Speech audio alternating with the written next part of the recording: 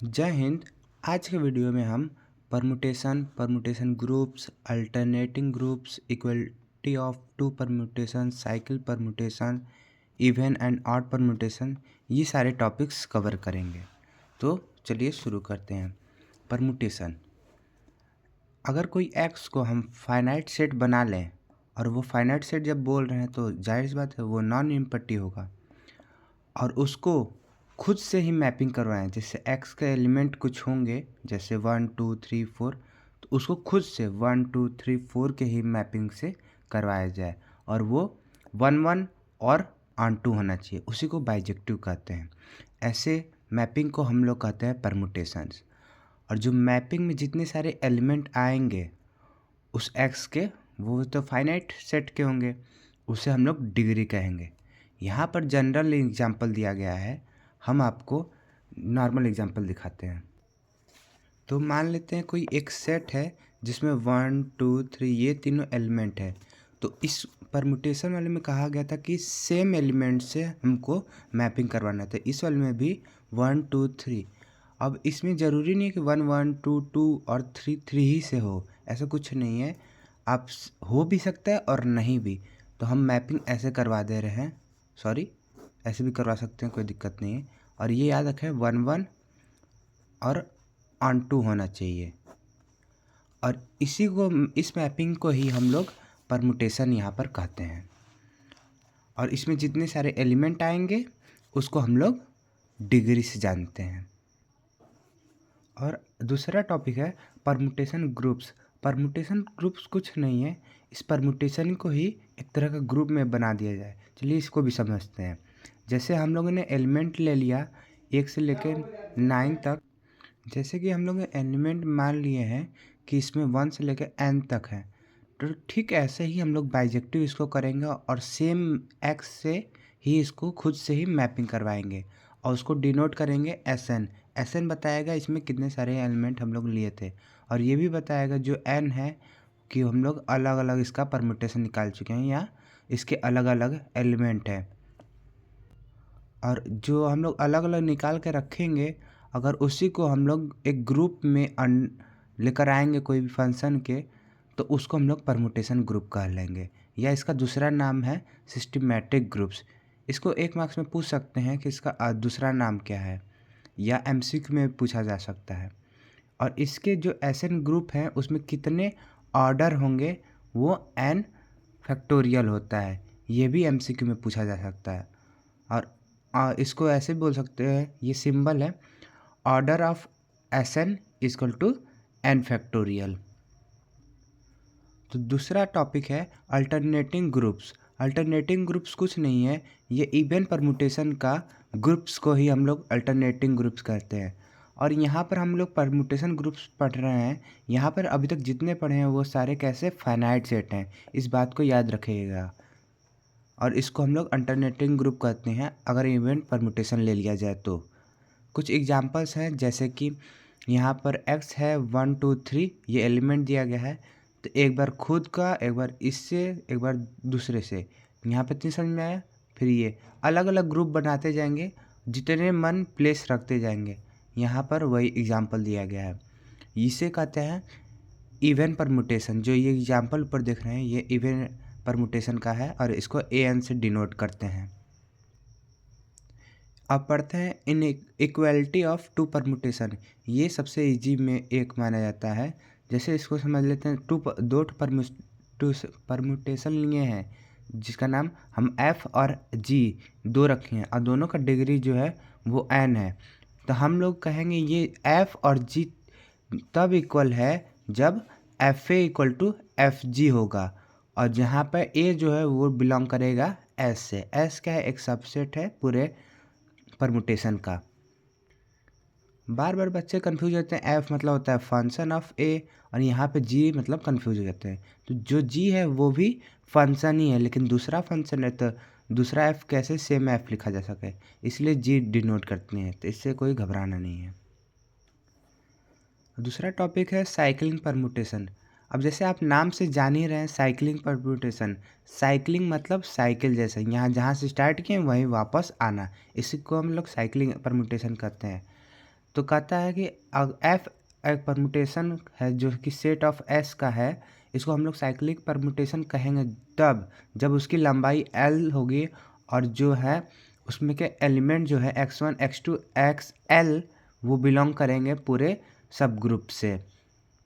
जिसमें इसको पढ़ने का सबसे अच्छा तरीका जो दिख रहा है, ये थोड़ा हार्ड जैसे दिख रहा होगा लेकिन पढ़ने का तरीका ऐसा है, कुछ है जैसे पिछले वाले फंक्शन का आगे वाली वैल्यू, पिछले वाले फंक्शन का आगे वाली वैल्यू। जैसे x1 का फंक्शन लेंगे तो x2 आएगा, x2 का फंक्शन लेंगे x3 आएगा। वैसे ही अगर xl-1 का फंक्शन लेंगे तो xl आएगा, ये बराबर होंगे। और xl का फंक्शन लेंगे तो x1 आएगा। ये देखिए वापस रिटर्न साइक्लिक बन गया। जहाँ पर लिखा हुआ है कि fx जो है वो x है और यहाँ सब ग्रुप जो है x से बिलोंग करता है।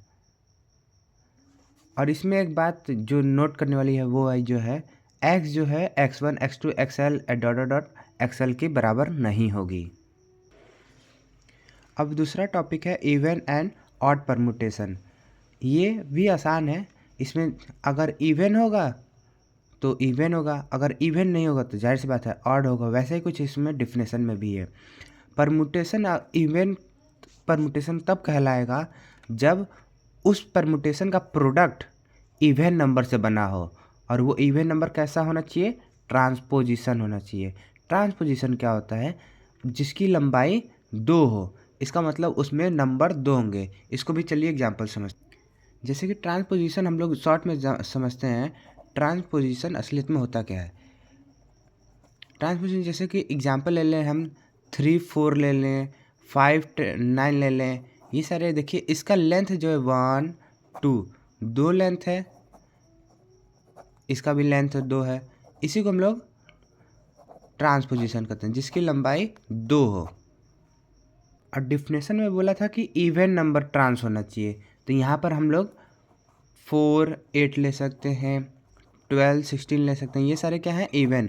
और देखिए इसका नंबर 1 2 1 2, इसका लेंथ कितना है, 2 का है, तो ये ट्रांस का लाएगा। ये सारे एग्जांपल ट्रांस के हैं, ये वाले इवन के हैं और ये ऑड के हैं। कहता है कि फिर से एक बार समझ लेते हैं, ऐसा परमुटेशन जो इवन परमुटेशन से बना होगा और उसका प्रोडक्ट जो है इवन नंबर होगा, वो इवन नंबर कैसा होना चाहिए, ट्रांसपोजिशन के होना चाहिए।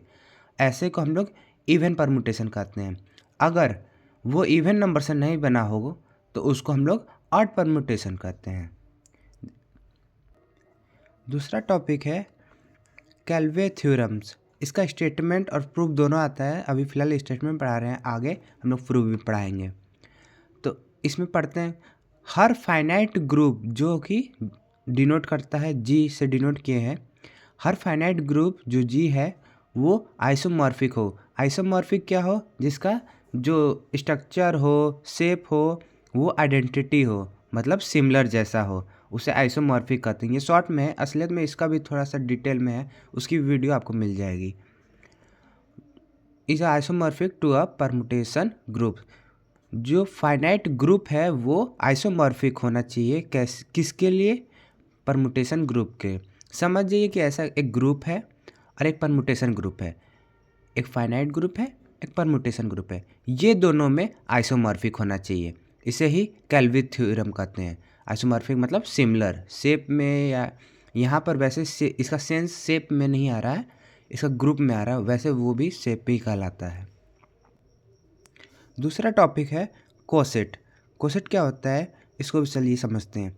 जैसे जी को हम लोग मान लेते हैं ग्रुप है और एच को मान लेते हैं कोई सब ग्रुप है, किसका, जी का ही, ठीक है। इसका मतलब जी जो है वो बड़ा हुआ और एच जो है वो छोटे छोटे हुए, जो कि जी के टुकड़े ही समझ लीजिए, उसे सब ग्रुप कहते हैं। मान लीजिए कोई ए एक एलिमेंट है, किसका, ग्रुप में जो जी है उसमें का कोई एक एलिमेंट है। अगर उसको हम लोग सब ग्रुप से मल्टीप्लाई करते जाएंगे तो उसको अगर राइट साइड मल्टीप्लाई करेंगे तो वो राइट कोसेट होगा। सिमिलरली अगर हम लोग उसको लेफ़्ट साइड मल्टीप्लाई करेंगे तो लेफ़्ट कोसेट होगा। यहाँ पर उसका नोटेशंस को बोलने को दिया गया है, किससे denoted, G is generated by a और इधर H in generated by a. जो कि लेफ्ट कॉसेट है। दोनों को ही बोलने में सिमिलर है। अब पढ़ेंगे लैग्रांज थ्योरम। लैग्रांज थ्योरम क्या कहता है, अगर कोई सब ग्रुप का ऑर्डर जो है, जैसे कि बताया अभी तक जितना भी हम लोगों ने पढ़ा या पढ़ेंगे वो अभी तक हम लोग फाइनाइट ग्रुप का पढ़ रहे हैं, इस बात को याद रखे रहिएगा। जैसे कि सब ग्रुप जो है वो ऑर्डर जो है वो सब ग्रुप का, हर एक सब ग्रुप का ऑर्डर जो है वो डिवाइज़र होगा ऑर्डर ऑफ ग्रुप के। जैसे कि ऑर्डर ऑफ ग्रुप जो है वो बड़ा है और सब ग्रुप जो है वो छोटा है, तो जो छोटे होते हैं वो उसको डिवाइड कर जाएंगे बड़े नंबर को, वही बात है। ऑर्डर ऑफ ईच सब group is a divisor of order of group, ये लैग्रांज थ्योरम कहता है। और हाँ, एक बात बता दूँ, ये लैग्रांज थ्योरम का स्टेटमेंट और कॉल्वे का थ्योरम का स्टेटमेंट, दोनों का थ्योरम का स्टेटमेंट और प्रूफ एग्ज़ाम में देखने को मिलेगा ही मिलेगा, नहीं तो कम से कम एक तो मिलेगा ही, इतना 99.9% श्योर है, या इसे आप 100 भी कह सकते हैं। अब पढ़ते हैं यूलर्स थ्योरम्स। अगर कोई n जो है वो पॉजिटिव इंटीजर है और a जो है कोई भी इंटीजर है जो कि प्राइम से रिलेट करता हो, मतलब रिलेट तो n से, ये भी इसका मतलब ये भी पॉजिटिव हुआ। n जो है वो पॉजिटिव इंटीजर है और a जो है वो एक रिलेटिवली प्राइम हो n के, मतलब n से अगर रिलेट करते हैं तो a जो है वो प्राइम निकले, तब a के power 5n equal to 1 mod n होना चाहिए, जहाँ पे 5 जो है एलर्स 5 फंक्शन होगा, यही एलर्स थ्योरम कहलाता है।